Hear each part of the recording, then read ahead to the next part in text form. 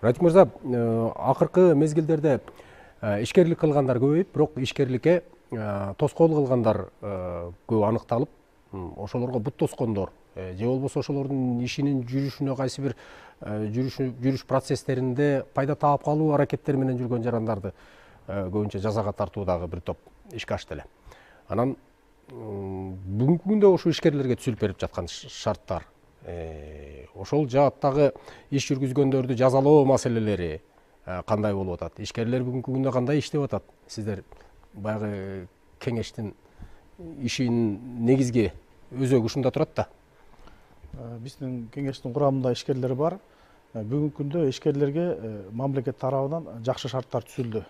Бул ошо салык төлөө багытында, мына азыр салык кызматынын төрагасы дайындалгандан бери жерине барып, базарларга чейин барып, ошо элге жолугуп, алардын көйгөйүн угуп, ошол жерден эле шыр чечим кабыл алып келип атат. Мисалы, мурдагы патент системасынан кетти эле кайра жеңилдик берди. Бүгүнкү күндө инвесторлор түз эле келип ишкерлер менен иш алып барганга шарттар түзүлдү.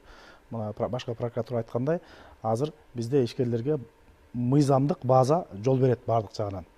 Анан ишкерлик кеңеш ишкерлер бизге дагы сунуштарын берип турат. Мына жакында биз тегерекстер өткөрөбүз ишкерлердин катышуусу менен. Ошол жерде да бир топ сунуш пикирлер айтылат. Биз ал сунуш пикирлерди урматтуу президентибизге жиберебиз. Бүгүнкү күндө биздин ишкерлер экономика министрлиги менен иш алып барат. Ал жакта дагы абдан чоң бир жакшы долбоорлор менен иш алып барып атат. Бизде мына Кыргызстанда президентибиз айтпадыбы? Бизде инвесторлор абдан көп келип атат. Мурда биз чакырып атсак, азыр карап калдык каразынан депчи. Азыр ишкерлер бизге майда чоң бизнеске азыр абдан мүмкүнчүлүк түзүлдү. Кудай буйруса,